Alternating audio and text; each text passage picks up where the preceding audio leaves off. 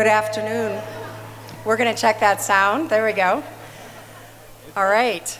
Good afternoon. I'm Kirsten Ellenbogen. I'm President and CEO here at Great Lakes Science Center. And I want to start by welcoming Mayor Bibb to the Science Center, back to the Science Center. I want to thank all of our elected officials, and let me pause right now and ask our elected officials to please stand and be recognized. Hi. Thank you. Thank you, Councilman Harsh.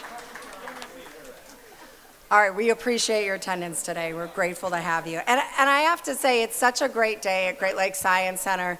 This event, but I will tell you, the way we started our morning was putting some students of ours in our robotics initiative on a plane to Ecuador, because they have been developing, using their robotic skills to build prosthetics for children in Ecuador, and they are on their way today to deliver them and to train students in Quito to start designing their own robotics and their own prosthetics. And it's just a perfect tie-in today as we think about the future of the lakefront, because when we think about the future of Cleveland and this region, we think about the great possibilities that our children deserve. So we're particularly happy to have you here today as we think about the possibilities for our lakefront, the potential as a space for joy, as a place for healing in our city, and as an opportunity to be an incredible economic driver for our region.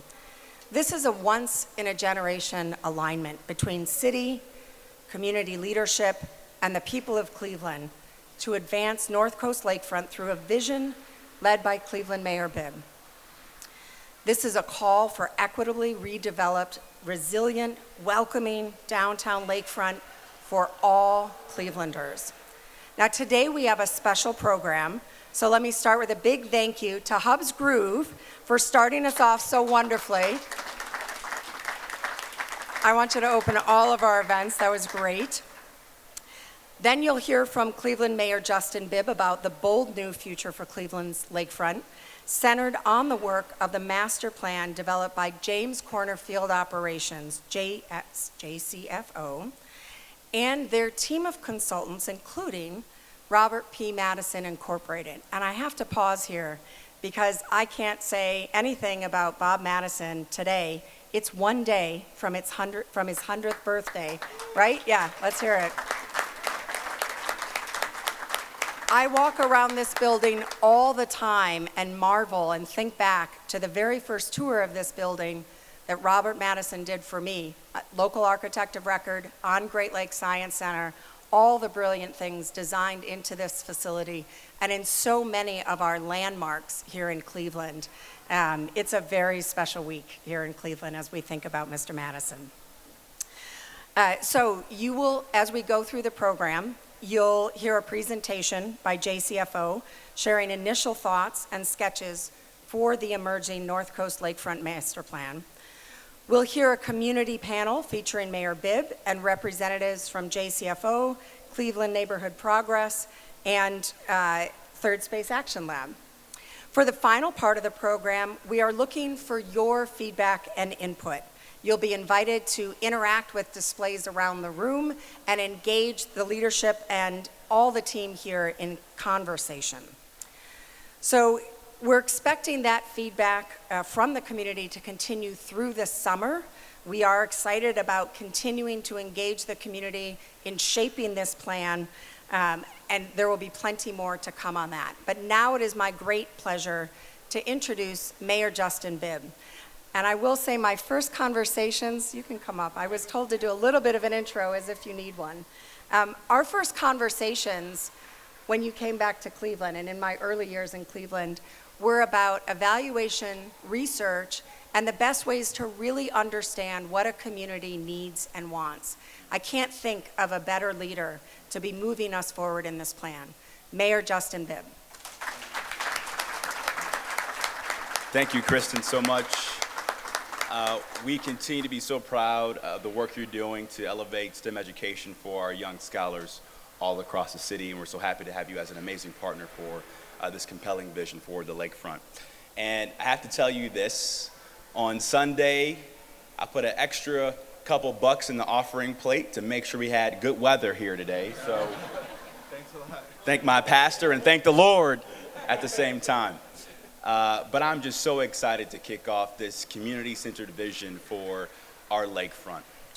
And I first want to begin my remarks, my very brief remarks, because I want to make sure we spend a lot of time hearing about this new master plan. Really just thanking all the community partners, but particularly the residents, because your voice and your vision is what's going to guide this plan. Let's thank all of our residents who showed up throughout this process. Really appreciate it. You know, about 2 days ago, we were at Nuevo for a panel conversation about the lakefront. And Steve Litt asked me this question about what makes this plan different and what gives me hope about this process. And I reflected for a moment on my own childhood as a working class black kid from the Southeast side. You know, I didn't visit the West Side Market till I was a junior in high school when I was a member of Look Up to Cleveland. My first time going to the lakefront was actually at Burke as a freshman going to the air show. As a black kid growing up in this city, we always felt that the lakefront was not for us. It was for rich white folks on the west side. What gives me hope today is that young people in this city, not just from the east side, but the west side, but young people yet to be born, now will have a bit more hope and a bit more optimism that this lakefront will be for them too. And that's important. And that's what this plan is all about. And when our administration took office a long year and a half ago, hasn't been that long, by the way, we made a very intentional commitment to make sure that this plan wasn't drawn up in the stodgy, stuffy boardrooms of the Union Club, but it was really centered in barbershops, salons, churches, grocery stores, to really make sure that this vision will create the people's lakefront for the next generation. And so buckle up, stay tuned. We have a lot more work to do. This is just the first part of this long, long, long journey. But know that your mayor, your city is going to fight for an equitable lakefront that represents the best of our city. So with that being said, I want to invite Lisa to give her early preview of what's in store. Thanks so much.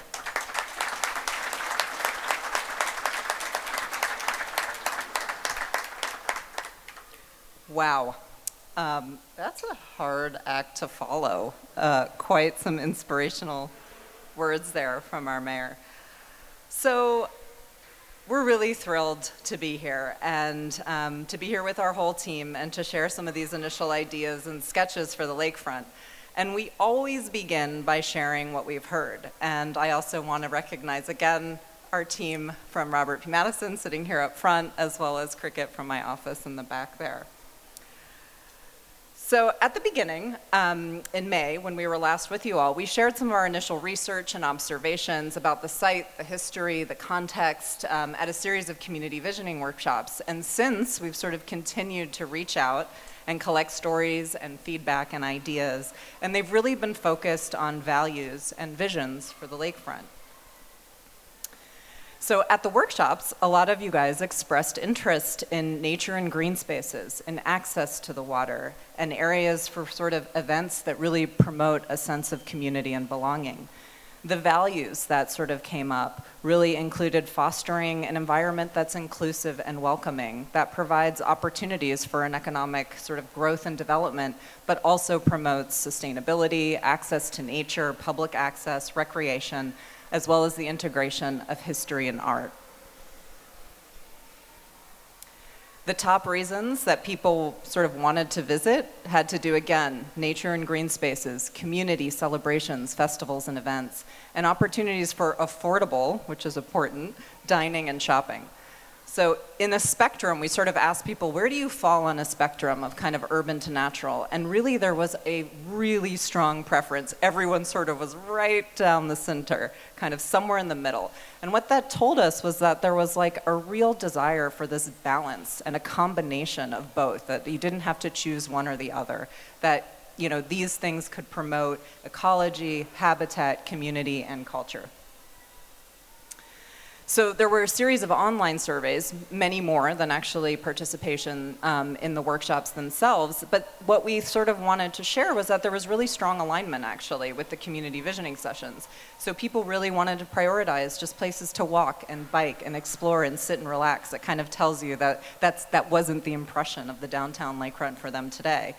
The idea of community events, affordable dining and shopping, nature, green space, water access, family-friendly areas, and recreation all sort of were important. When asked to select one area of focus, there was a really strong emphasis on water access and activities, as well as mixed-use development that really included shops and restaurants. But there was also a strong desire to showcase local ecology and natural habitats. So, I've been on one back, sorry about that. So one thing that's quite interesting, this may worry some of you, right? Sorry, why is that not there? This one may worry some of you. So the reality is that most people drive in Cleveland, right? But we were actually encouraged to see that nearly 40% of respondents to that survey out of over 1,200 people said they would bike, 34% said they would walk, and 30% said that they would take public transit. So these numbers to us really suggest a kind of move, because this was meant to sort of think in the future, towards a more pedestrian and bike-friendly city with affordable transit options. And that we really do feel is crucial to promoting both sustainability, but also general progress for the lakefront. So what would you like to see at or on the lakefront in the future? I would like to see more parks. In the coming years, more green space. I would like to see a walking area where we could walk around the lake. More places to sit and watch a sunset. Possibly add some benches. More picnic tables. Interesting little shops along there. Maybe some small business vendor events as well. I think that would be great for the community. Maybe a couple of restaurants. More live music events. More things that would attract visitors to the city. For me, I would like to see a roller skating trail slash platform for avid roller skaters in the city. Art installations are kind of interactive pieces for family and children. Water activities on the lakefront. I wish we would take more advantage of the water. I would like to see maybe more of a beach area. Cleaning of the lake and things like that. Fairs and festivals where we would talk about the conservation of our water and how to maintain the area and keep it healthy and clean. More playgrounds or activities for the kids. More space for family, for kids especially. More opportunities for young people. I would love to see the city, the waterfront somehow unifying the east and the west. I like to see some people from the west side and the east side come together on the lakefront as well. I would like to see all individuals have the experience of enjoying the lakefront. We're going to bring the whole Cleveland as one down to the lakefront, enjoy, and have festivities together as Cleveland as one.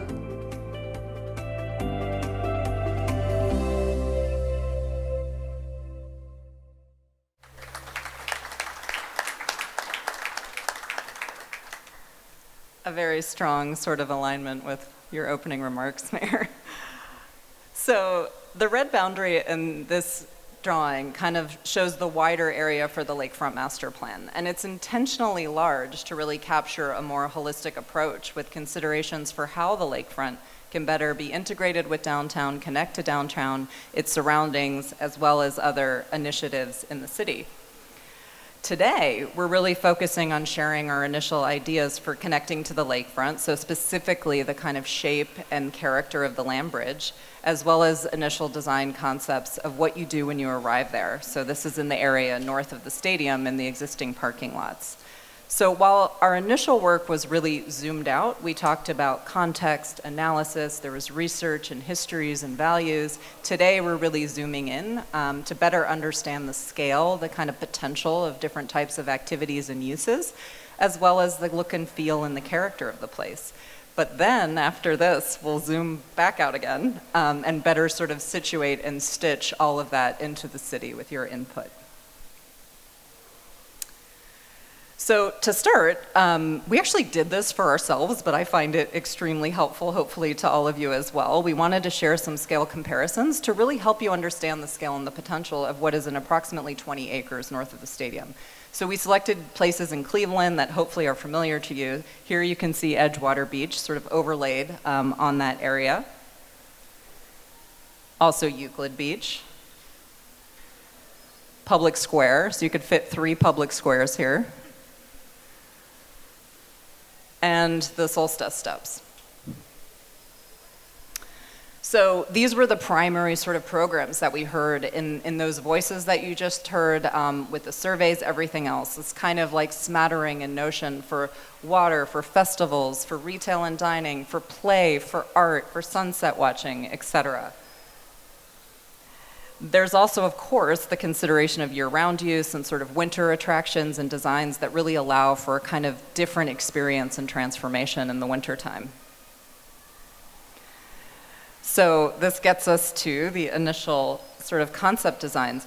In our last round of workshops, we kind of put forward the following site observations, prompts, and ideas, and they were really about kind of embracing both the bluff and the skyline, varying the shoreline, thinking about equitable development, sort of celebrating the working waterfront, but also, and I think really importantly, this notion of fostering joy. So it's, yes, there's all the technical stuff, and yes, there's all the places, but it's also about a feeling and an experience. And so a number of design inspirations have really informed our thinking. So one is this idea of varying the shoreline and really creating both a dynamic and a kind of diverse set of experiences along the water's edge that don't exist today, with opportunities to really embrace the water in different ways depending on your relationship to it, as well as support its larger ecological health, which we feel like is an important responsibility that we have. The lake is not just a sort of resource for us to draw from, but one to give back to. This notion of whole history and the process of kind of exploring and telling and collecting personal stories and finding ways to integrate them into the design by creating, whether it's similar experiences or sparking new opportunities for storytelling. These are actually some of your stories that you have shared with us already. The lakefront has been called Cleveland's outdoor living room and Cleveland's porch, and this really has been a strong design prompt for us. It's really inspired ideas that foster this sense of belonging, provide kind of intimacy, and showcase individuality and diversity. And flow lines. So the site has been influenced by various movements over time, from indigenous lakefront trails to the Underground Railroad, and all of them have kind of left their mark through a series of flows. And these flows have really inspired the design vocabulary that you'll see, which really takes them into account, but also tries to create new ones. So here you kind of see our very early sort of sketches of flows on the site. And these kind of shape the site, but they also provide an organizational framework. And the key approaches include that varied sort of engaging and softened shoreline, this idea of strengthening the relationship between the city and the lake. We were sort of doing this with a series of interlocking loops that really reinforce the pedestrian flows and also connect the lakefront to landmarks, including where we are today at the Great Lakes Science Center, the Rock Hall, and of course the port. And also creating a lakefront for all, which really is dedicated and reflective of kind of finding that a place for all those vision and values that were expressed by the community, this kind of balance of urban, natural development, and play. And these all kind of come together in an initial plan, and you can see those flow lines overlaid over the site here. You can see kind of two primary axes, the curved land bridge, which I'll talk about in more detail, connecting downtown to the lake and vice versa, that's shown as the blue line.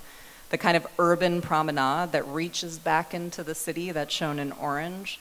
And then these three kind of pockets that concentrate activities related to play, shown in pink, to nature, shown in green, and to development, shown in purple.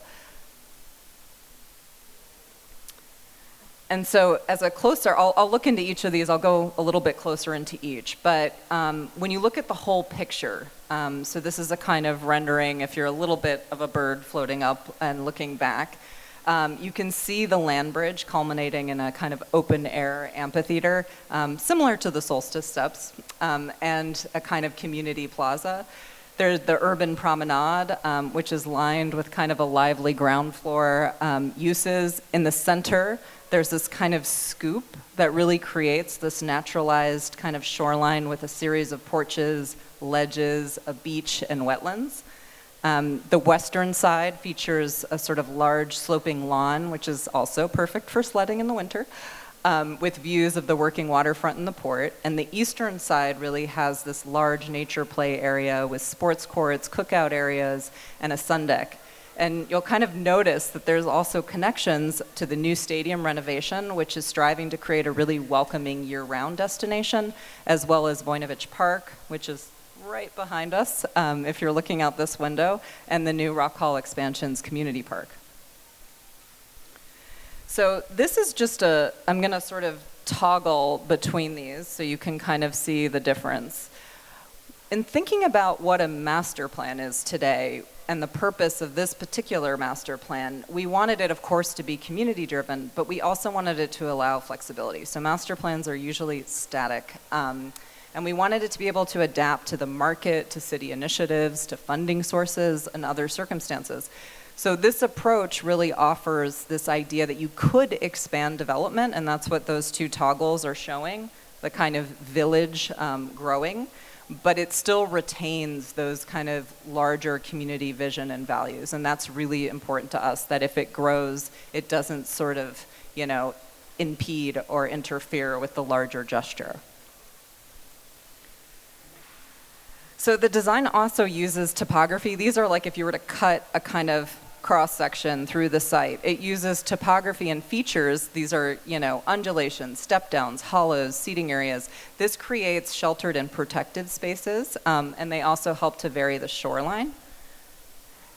And that approach not only increases comfort during the colder seasons, but it also allows for various activities to kind of occur in close proximity to each other. It allows for a kind of level of intimacy, and it breaks down the scale of the overall site.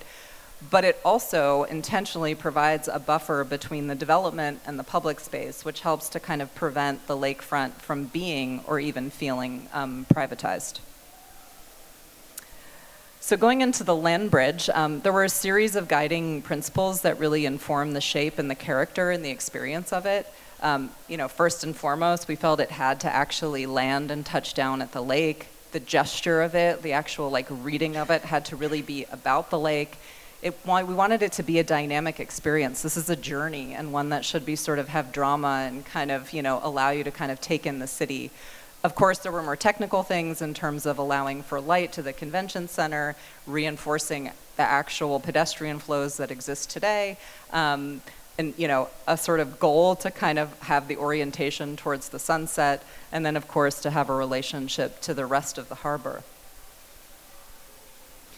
So the arc-shaped land bridge, it's really a simple and pure kind of form that does relate back to the Burnham plan, but it provides this dynamic experience. So as you walk along the curve, the idea is that you'll kind of enjoy this constantly changing view of the lakefront, and you'll experience these moments where you can sort of have very different prospects and kind of orientations and a relationship to the city.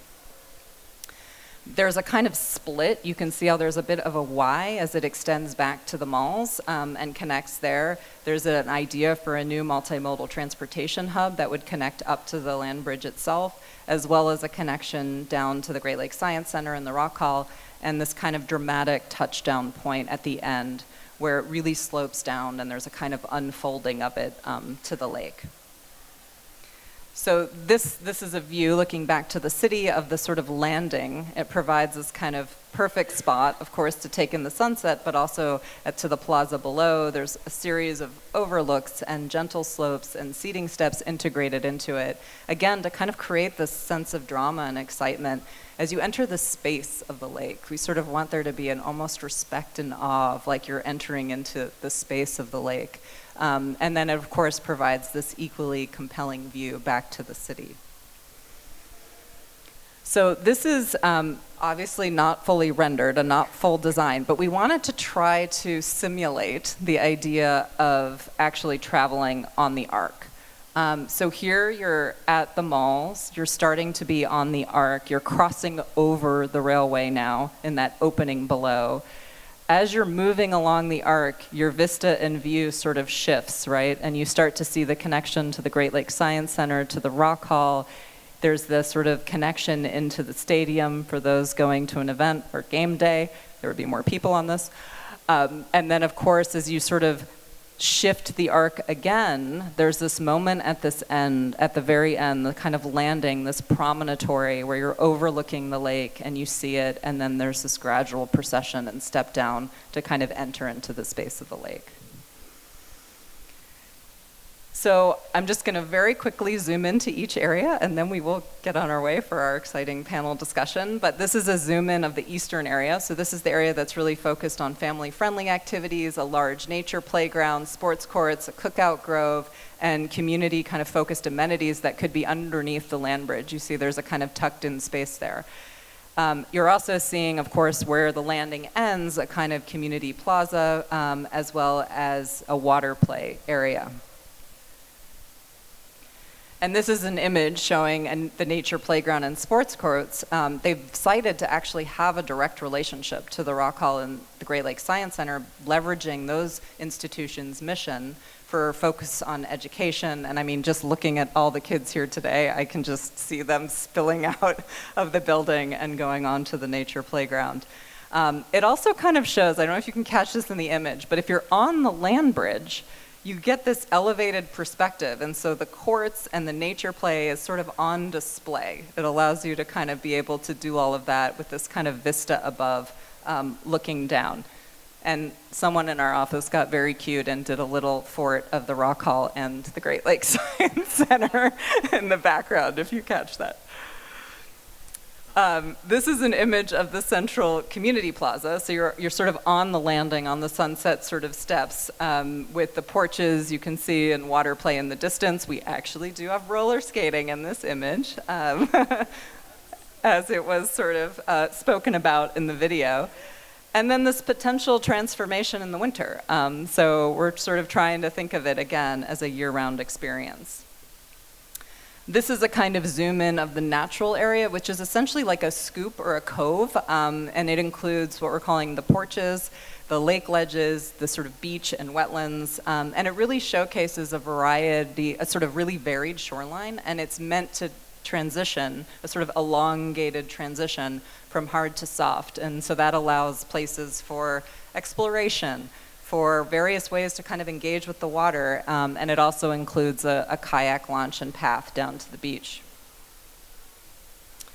And this is an image sort of looking back a little bit up, but you can see the wetlands, beach, and ledges, and that view is towards Burke Airport. Maybe you can see that the show that happens at Burke there too.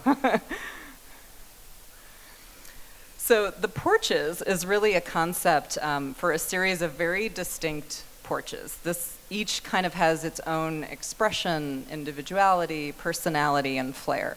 And they're envisioned as kind of these intimate places with different materials and styles. And aggregated together, they kind of create this notion of the porches, but individually, they're kind of these cozy, intimate moments for families and small groups. And we also see them as places to really integrate this idea of the whole history, of the stories, the histories, the names, and the other ideas for ways for them to not only tell stories, but be places where people come together to tell contemporary stories. So we're actually asking you as one of the questions to help us sort of think through what would your sort of porch be. And this is an image from inside one of the porches looking out to the lake, and you can sort of see the other porches in the background.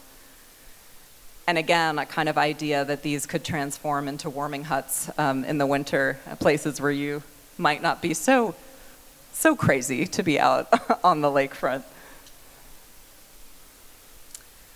So this is finally a zoom in on the western edge. So this is with the sort of neighborhood village, the development area, the promenade. You can sort of see with the fishing pier at the end, the lawn, and then these sort of series of garden walks that actually are right next to the port site.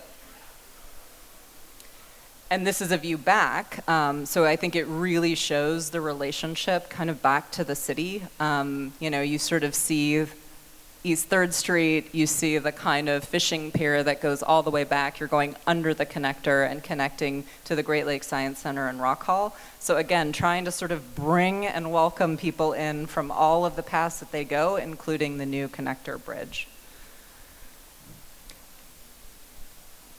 And that is it. I was going to leave this image up if it's helpful during our conversation, but thank you very much.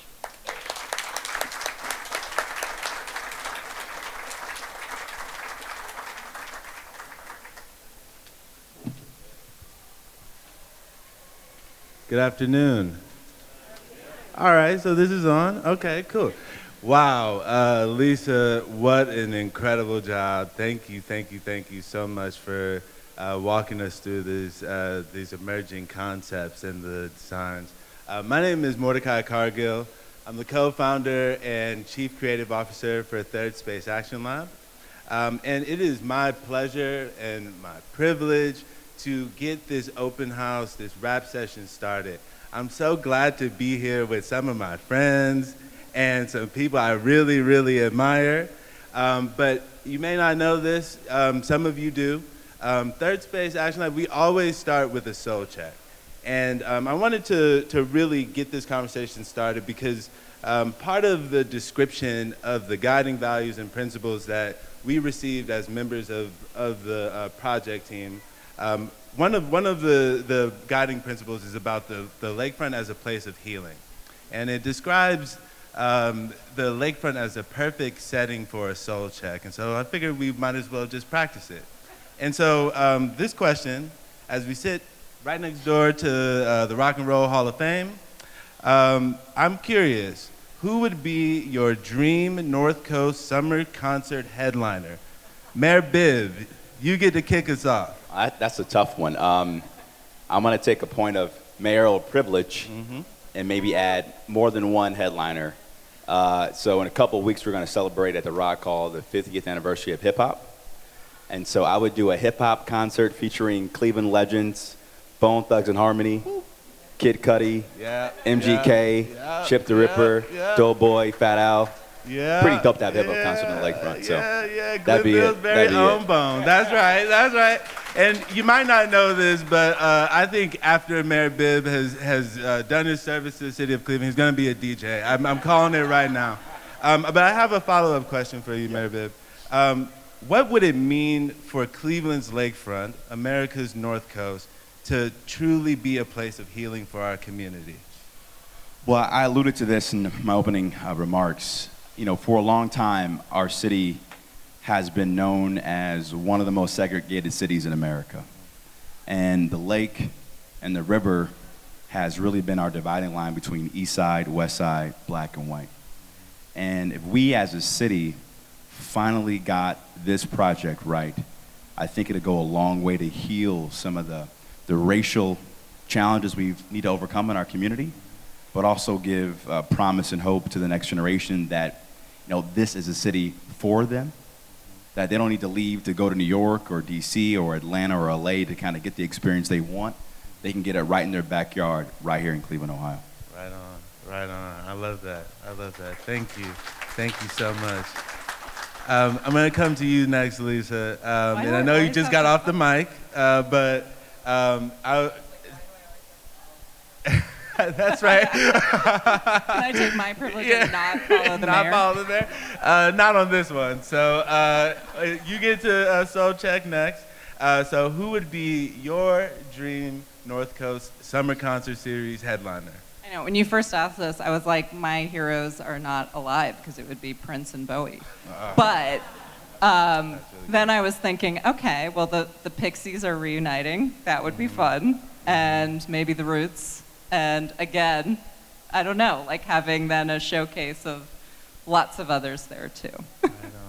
So I'd like for you to kind of just elaborate and connect some of the dots between some of the emerging sketches and concepts around the lakefront as a place of healing. Like how has the field ops team like really taken on that charge to illustrate that? Yeah, and I will say that the field ops team has gotten a lot of insight and help from you at Third Space Action Lab and your colleagues there, as well as many of you in the room and others. But so for us, I think there's kind of two ideas around healing. One is just this notion of creating a place that creates a sense of belonging and feels welcoming, and people hopefully can see that it's reflective of their own voices and what they've said, and so therefore there's a connection there.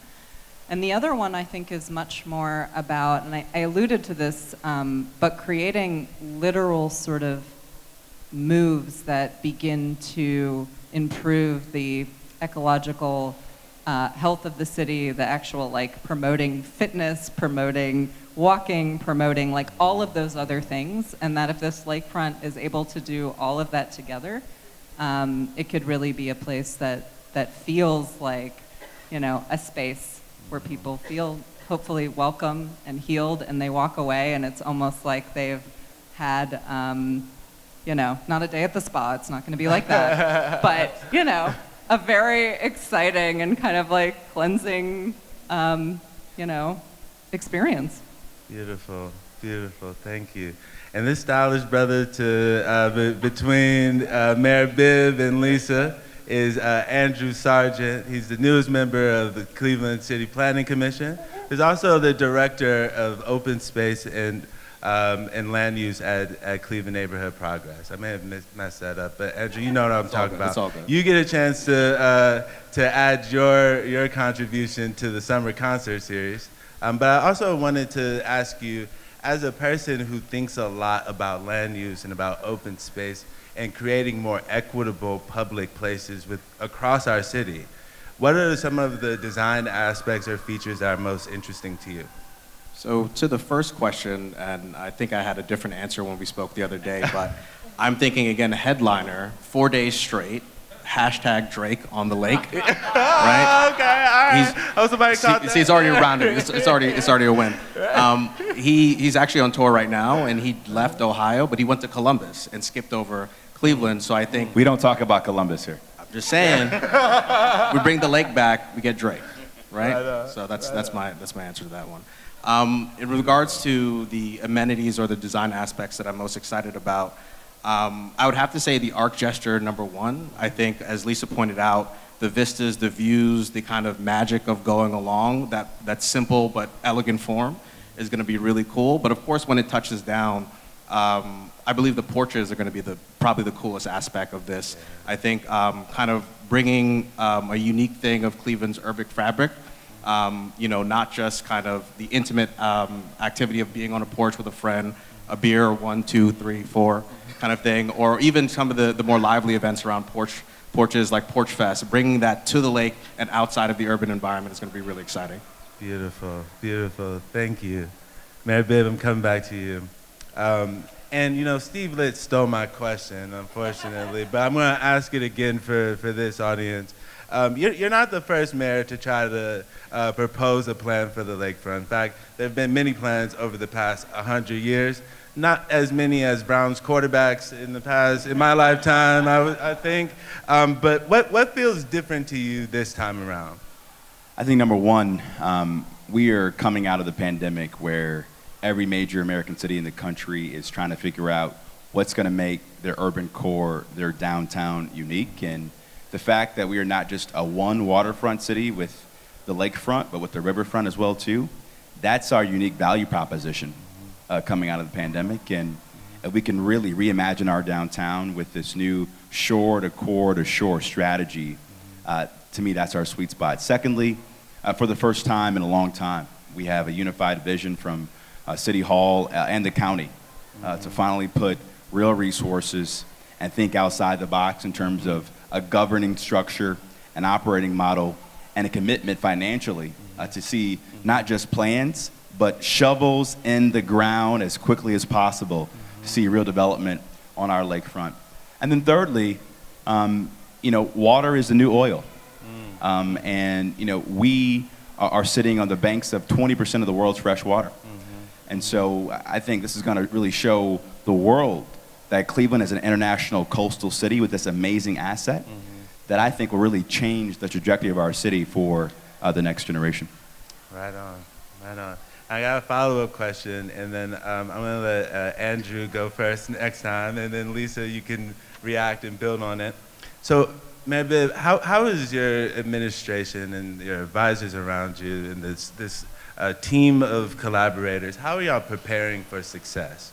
Since we're in this dream space, I want us to vision this thing possible, But what are some of the things that you have to prepare for or consider if this plan is successful? One, I'd say first and foremost, this is an administration priority, right? Not only is every member of my cabinet locked in and focused on this, but they hold weekly and monthly meetings, holding themselves accountable to deliver on the goals and objectives we've outlined. I think secondly, it's so important to recognize that we can't do it alone at City Hall. So having partners like the Chamber, working with the county and the other key stakeholders in the lakefront, from the Browns to the Great Lakes Science Center and the Rock Hall and so many others, helping us figure this out really goes a long way. And then I would also say, and I've been a big believer of this, go find the smartest people in the world and help us dream big. And I'm so excited we have Lisa and her team part of this project. When I lived in New York between 2012 and 2014, I was amazed at what Philco did in Williamsburg with Domino Park. And for folks that don't know, they took an old industrial sugar factory and made one of the best waterfronts in America in Williamsburg. And that changed that part of Brooklyn in a fantastic way. And so we wanted to make sure we brought the best and the brightest minds who've gotten complex projects done across the world and bring that kind of expertise to the city to help us get this done. Beautiful. I love that. And just as a quick aside, y'all should have seen Mehboob's face as he was looking at these designs. It was like a kid in a candy shop, and his eyes were lighting up. And I was seeing that on some other faces around this room. So Andrew, I want to give you a chance to think to the future and think about success. Like when this thing is done, what are some of the key considerations that we should be making right now to ensure that this plan lives out its commitment to making sure that this is a place that everyone belongs?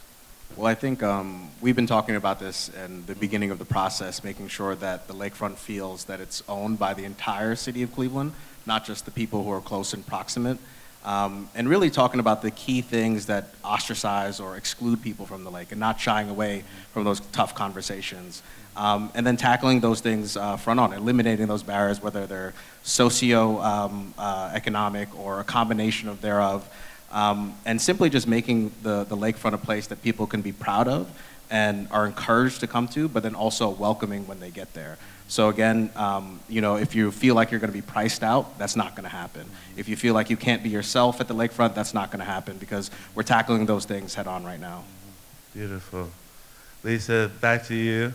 How are you thinking about preparing for success in this design process? What are some of the key considerations that you're making, not just from a design aspect, but we talk a lot about programming. We talk about how to truly kind of represent a uniquely Cleveland brand. Like, what are some of the things that are on your mind? Well, I think why, me and my team at Heart are, of course, designers. Probably the best and the biggest thing we can do, and what we've tried to do here, is to listen first. And so, honestly, we've just spent a lot of time listening and sort of really hearing what people are saying and asking those with you sort of deeper, harder questions. I think a lot of times what can happen when things don't go right is that there sort of isn't an openness to think about the unintended consequences of things. And so I think we're just trying to be proactive about thinking through things and doing it in a really thoughtful way. And at the same time, I think part of our process is also to be very iterative. So, you know, we intentionally are showing sketches because that is a reflection on where we are in the process. And we're continually sort of working through things. We're genuinely sort of asking for feedback, and it is genuinely making the work better. So I think that there's a real commitment to that process too. And I think that goes back to creating that larger sort of feeling that people can feel like, you know, together, you know, this is a reflection on the values and vision for Cleveland. Right on. Awesome. And unfortunately, we're getting really short on time, and I really want this conversation to go on forever, but I have to be responsible here. So maybe I want to give you one final question before we open up to the audience. And I have to modify it just a little bit, but I think you can do this. So my question for you is, what would 12-year-old basketball phenom Justin Bibb be excited about? Basketball phenom? Yeah, I don't know about that, huh? What would 12-year-old Justin be really excited about having just seen this vision for the lakefront? My late father loved the water. He was always at peace by the water. And so I would say 12-year-old Justin would want to shoot hoops with his dad or fish by the lakefront. Beautiful. That'd be it. Beautiful. Thank you. Thank you so much. And can we give it up for this incredible panel? Mayor Justin Bibb, Andrew Sargent, and Lisa Switkin.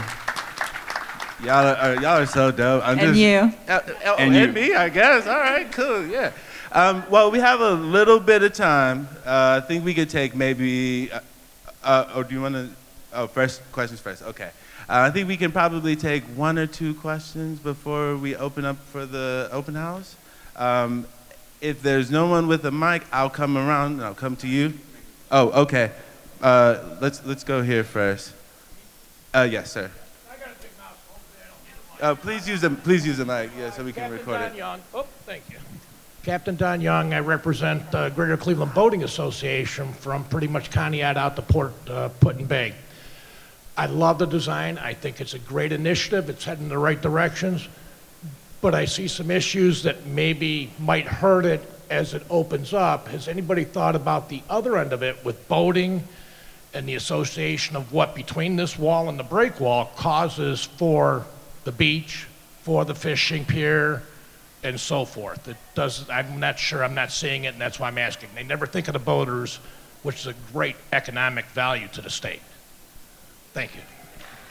You're the expert on this, so. Yes, I mean, we actually have had multiple conversations, of course, with the port and the channel and understanding all of that. And so you're right, we're sort of showing a larger vision on the one hand, but the space between the breakwater and the beach, there is a kind of lakefront trail that exists today, but there's no place to kind of rest and stop. And so this is meant to be a place for that while still ensuring that the larger channel has its access. Beautiful. Thank you. This young lady in the gray here. Yes, I wanted to know, so I live on a lakefront street in the North Collinwood area. Will this at all affect that? And will we attach to what Euclid is doing with their lakefront so that people can go all around the streets and Cleveland with this project? Well, I mean, is this sort of a larger initiative to connect the entire lakefront, I think is the question, right?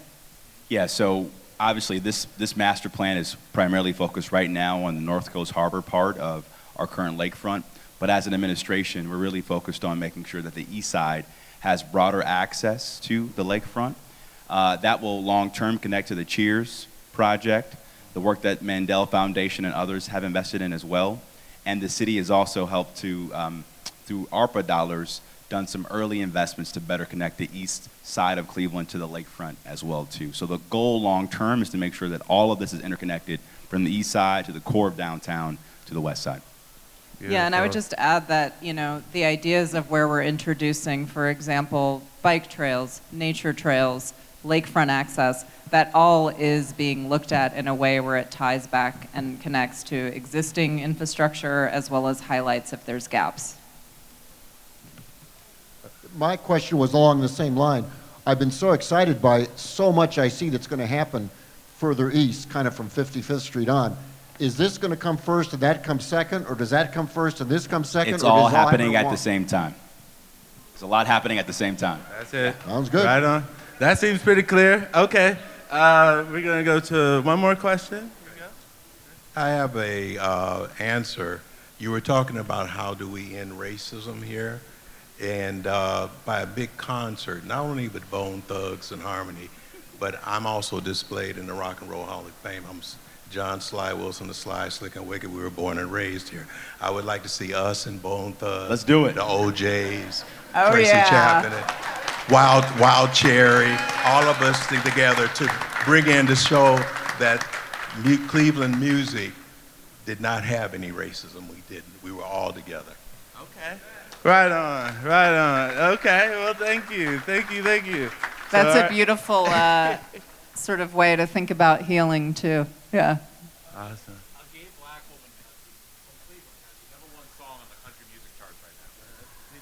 A gay black woman from Cleveland has the #1 song on the country music charts right now. We should definitely bring Sister Tracy Chapman home to do a concert for us. Yeah. Because she is #1 on the country music charts, y'all. That's for real. Beautiful. Well, thank you. I think that we've run out of time for the formal Q&A, but we invite you to stick around and to join us just in the back for the open house, and to continue to bring your radical imaginations with you. We're so excited to continue to dream together. But before we break, I'd like to invite our incomparable Mayor Bibb back up to the stage. Thank you, Director Wong, for the handoff. We got one more surprise for you. Well, we are celebrating a milestone of a man who was not just an icon in Cleveland, but an icon in this nation, Robert P. Madison, a special proclamation honoring his 100th birthday. Let's clap for that. And I want to invite Sandra, his daughter, to come to the stage and receive this proclamation. And the factoid that I just learned before we kicked off today's session is that Robert Madison and his firm has played a role in every development project here in the lakefront. So it's a testament to your amazing legacy in our great city. Congratulations.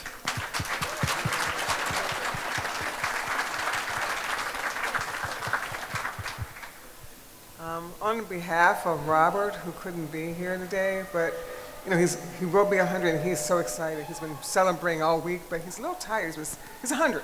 So I'm here to say thank you. He's humbled by this.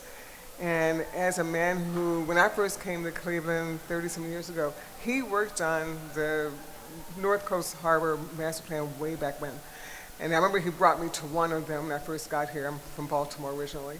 So I'm just glad to, and happy, and honored to be working with JCFO to bring this, his vision from years ago, even now. I mean, it's just remarkable what we're doing and what the mayor is doing.